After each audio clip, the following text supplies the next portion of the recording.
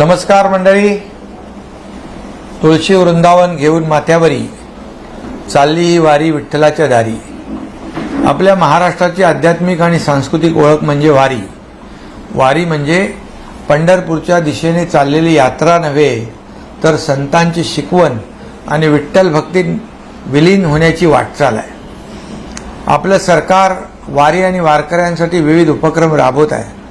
Mobile शौचालयांचा प्रकल्प वारकऱ्यांच्या मदतीने यशस्वी झाला. आता या वर्षापासून माझी वारी माझा संकल्प हे अभियान सुरू करत आहोत. आपल्या श्रद्धेला कृतीत उतरवणं हा या अभियानामागचा हेतू आहे. विठ्ठल भक्ती केवळ नामस्मरणापुरती मर्यादित न ठेवता तिला सेवा, त्याग, संवर्धन आणि सामाजिक जाणीव देण्यासाठी हे अभियान आहे. यामध्ये नित्यसेवा, गोसेवा आणि वृक्षसेवा असे 3 संकल्प आहेत. आपण स्वतःला एखाद्या संकल्पाशी जोडायचं आहे. आपले मुख्यमंत्री देवेंद्र फडणवीसजी, मी आणि उपमुख्यमंत्री अजितदादा पवार स्वतः एक संकल्प घेऊन या अभियानात सहभागी होणार. मी तुमच्यासारखा सामान्य पांडुरंगाचा वारकरी म्हणून नामस्मरणाचा संकल्प करत आहे. कारण माझ्यासाठी हा केवळ संकल्प नाही, तर विठू माऊलीच्या चरणी अर्पण केलेला प्रेमाचा, निष्ठेचा आणि भक्तीचा ध्यास आहे.